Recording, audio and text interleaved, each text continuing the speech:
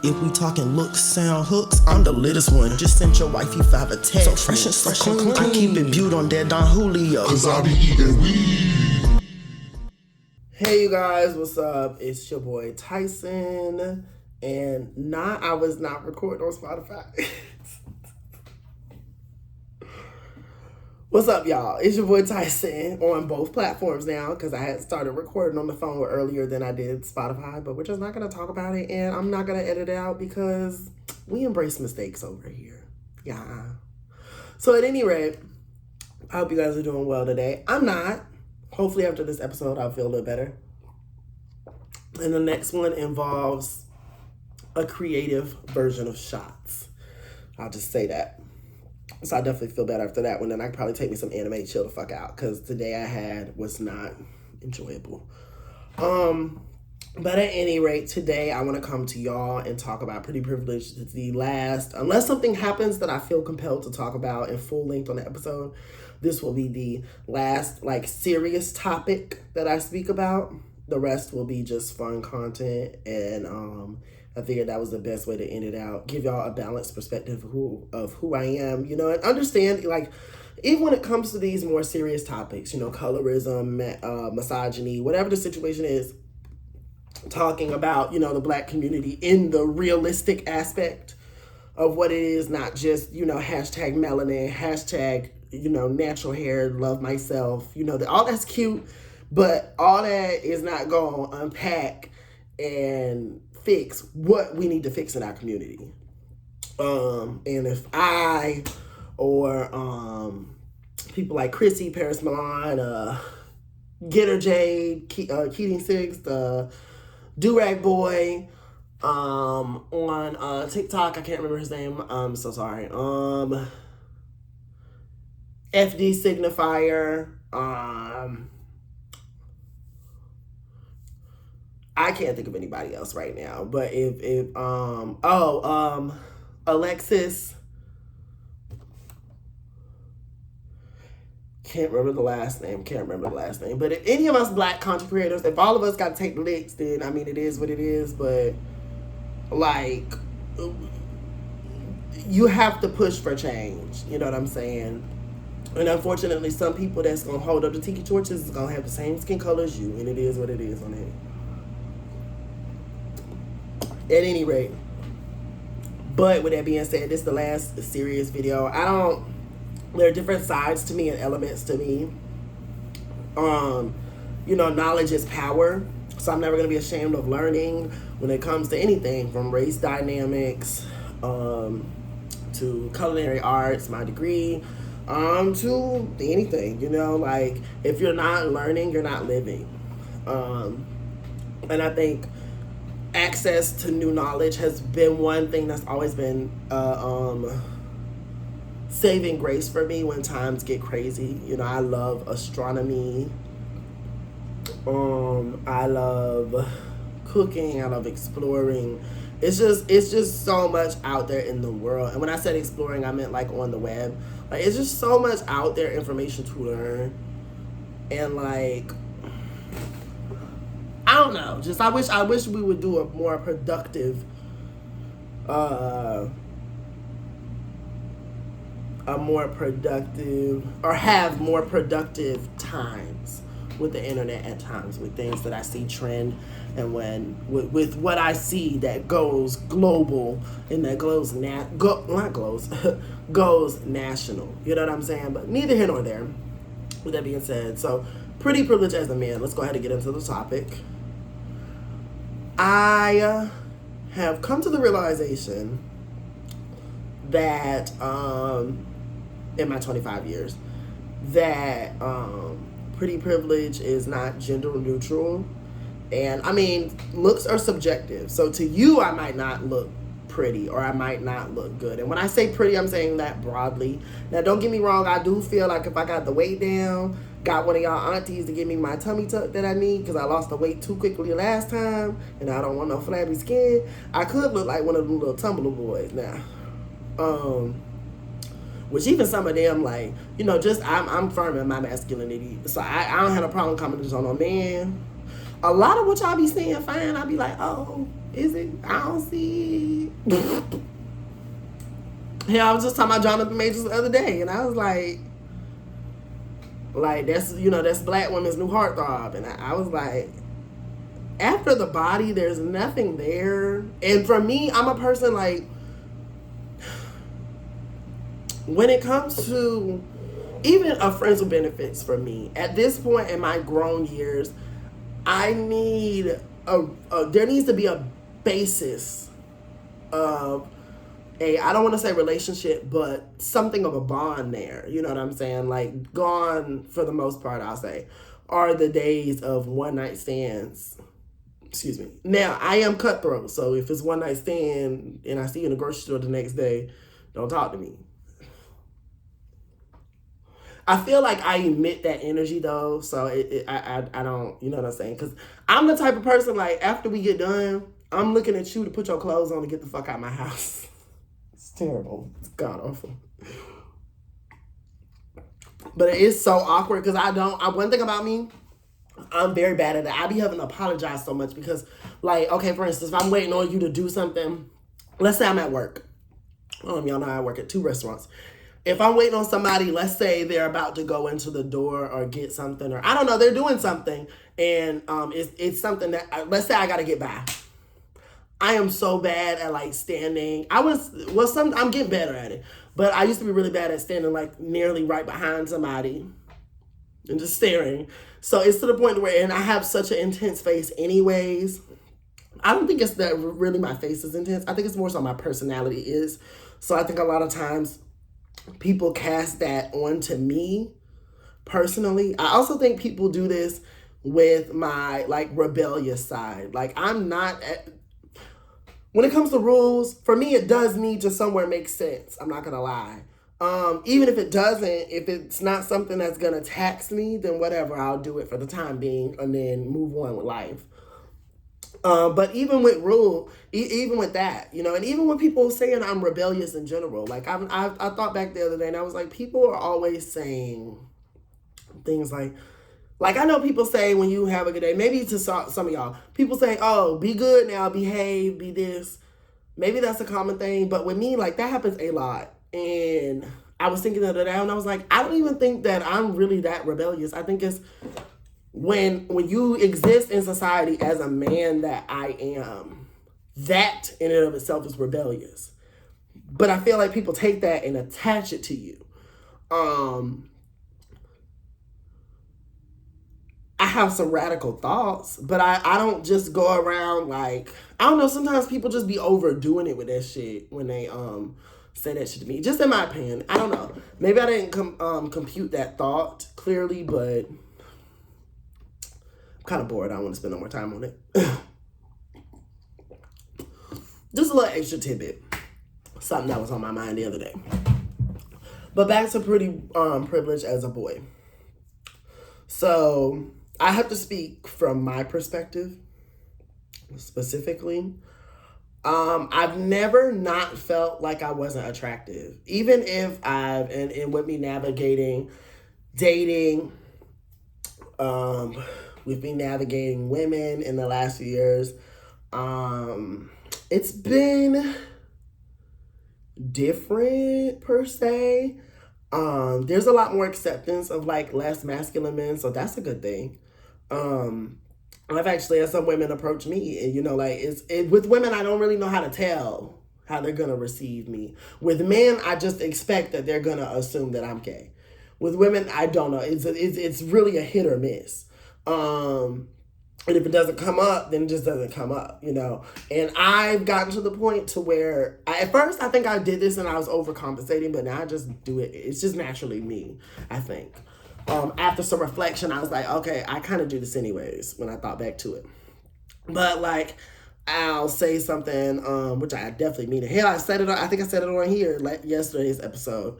Something about one of y'all aunties buying me stuff or whatever. So I kind of, like, dropped that little nugget in there to let you know, okay, I said aunties. Auntie is a lady. So that should tell you. You know what I'm saying? So I try to do shit like that. But neither, and now I'm just, it's in my music. You know what I'm saying? It's just natural now. I'm actually working on a record. Well, I ain't gonna say the name. But at any rate, back to what I was saying. Navigating that has been different. It is, I feel like for me personally, I'm in that weird spot because, like, I wish I was a more, I am okay with who I am. Let me say this. It is kind of layered. I am okay with who I am. But as far as, like, especially for dating purposes, I do wish that I was more so on the masculine side, especially since I am so pretty, like, or at least maybe had a different voice, especially since I am so pretty. And when I say that, understand, I'm not saying that just off of my own volition. Like, this has been affirmed to me since birth. I've had people make comments that worked above me and should not have made comments. It's been some stuff that's happened. So it's been a lot of things that have happened to affirm me of that. So that's not just my own coming to. And I really shouldn't even have to justify that because y'all really be mad that people think they the shit. Bitch, I'm never gonna apologize for the guy. I'm the shit, bitch. I am. Yeah. If you don't think you the shit, who is going to? Really and truly. But at any rate, going back to what I was saying though, I do wish that it was a bit more there for me with, like, maybe my voice being deeper or something like that. Only because, or my mannerisms being more societally manly. Just because it's almost like you get to a point where you're too cute.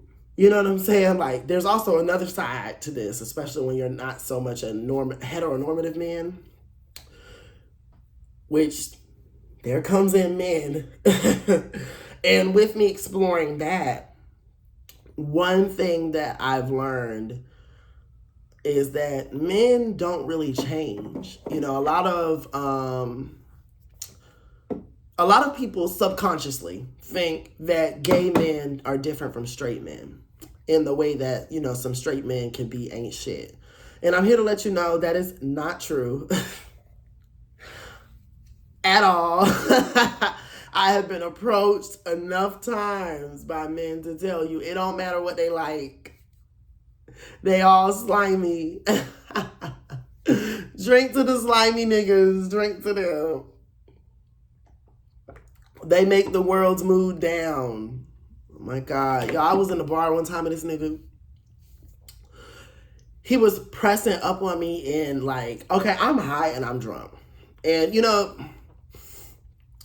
I've had hatred from men. I've had flirting from men. So I'm just kind of numb. So I'm not one of those men that freaks out. Like, you could be a man and compliment me and I don't take it. And it doesn't do anything to me. It does not do it. I'm such a logical person. The things that piss regular men off or average men or dense men, really, it doesn't affect me. You know what I'm saying? You saying that I look good. I've had plenty of men say that. It does not mean I'm taking you home with me. It doesn't do anything. I just say thank you and keep on with my day. It's just not that big of a deal to make a scene over what? Because now you look stupid. Especially now in today's age. Like, we're in 2023. You might actually get some pushback for that. But at any rate, neither here nor there. Not that I ain't scared of no pushback. But, you know, I'm just saying, for me personally, it just doesn't bother me. But yeah, damn, what the fuck was I saying? Shit. Oh yeah, so the nigga approached me and like, niggas gonna need. Okay, so you got this chain on, you got these gold grills in your teeth. So, which y'all be liking that shit. Like, I got love for the hood, but some of the aesthetics I gotta do without. And especially, okay, let me say this, for the grills. I don't like full grills or stuff that you can't take off. And by the way that his breath smelled, it was giving me he couldn't take it off. Or at least it was giving he wasn't taking it off. That breath was so funky.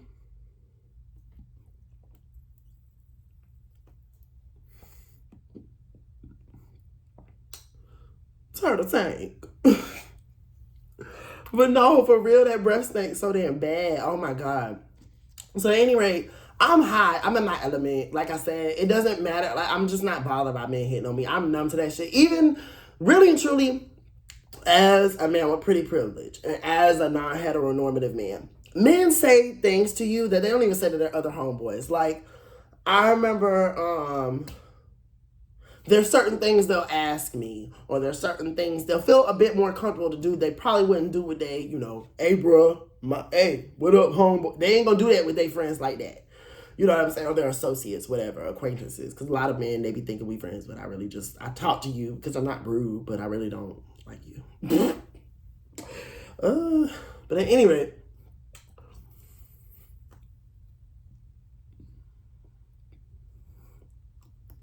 y'all get what I'm saying? Like, it ain't no beef, but I really don't, I talk to you, like, because we work together, whatever. But at any rate, neither here nor there. Back to what I was saying. I've had them say little off the wall shit, or like I remember one time I was at work, and I'm gonna get back to that story about the bar. I got it. I'm gonna remember. But I remember one time I was at work, and I had caught this out the corner of my eye, and because I caught it, I didn't say anything because niggas lie. So it wasn't gonna be I brushed it off, whatever.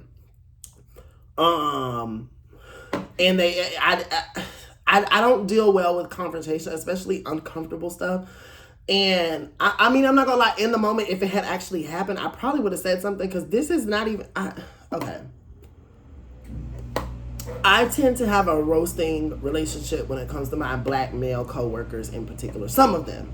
Now, I still stand by what I said in my last video. Most of them, I just kind of, oh shit. I kind of just, keep distance. My fighting days are over. I'm just going to run you over. I lied. I actually want to find a rage room. Gotta get some of this shit out. But at any rate, that's what I was saying. So I was doing something, or playing around with one of them. Another thing that men do, if you're not like okay, so men will horseplay with each other. They'll rough play, they'll play around. You get what I'm saying? Like, hit each other, whatever. But it's just a little different when and maybe that's more so the effeminate energy. I don't think that's so much the non-heteronormative part of me. I don't know if that's the pretty boy part necessarily. Well, then again, actually, I would say that too, because pretty people are allowed to get away with stuff. You know what I'm saying? But at any rate, going back to what I was saying. So something was happening, and this was at an old job of mine. And maybe I had swung on one of my coworkers or something. I think I had swung on him. And I was talking to another one. And when I had walked off, I caught it out of the peripheral of my eye. Like, that nigga was about to smack my ass. And I was looking very head scratchy, because he actually was one that I was kind of with. Like, I didn't... Like, okay, he would roast with everybody else. And when it would get to me, like, it would be kind of feeling like, I don't really... Like, are you joking? It would kind of give that. With some of the things that he was saying that was off the wall. So the fact that you, of all people, was going to do that, the fuck? But at any rate, because it didn't happen, I mean, how was I going to look addressing something that didn't happen? But I did see it about to happen. That's what it looked like to me. But at any rate, going back to the nigga at the bar. So the nigga at the bar, and that was a coworker, by the way, a manager. Sir, you have a job. So at any rate, and I get it. Some of us borderlines, we talk about sex with our coworkers. That's cool, but I don't know. When it comes to the touching stuff, especially if I don't even hug you when I walk in, like at one of the restaurants I work at, some of the women servers, they'll touch my butt. It's not a big deal. Sexual harassment really does come down to if the person likes you or not, if they cool with you doing it or not. It really does. It sounds fucked up to say, but it's true. So, hey, you guys, if you would like to hear the rest of this podcast, please check me out on Anchor.fm, Apple Podcasts, Spotify, and all other podcasting platforms. Thank you for listening.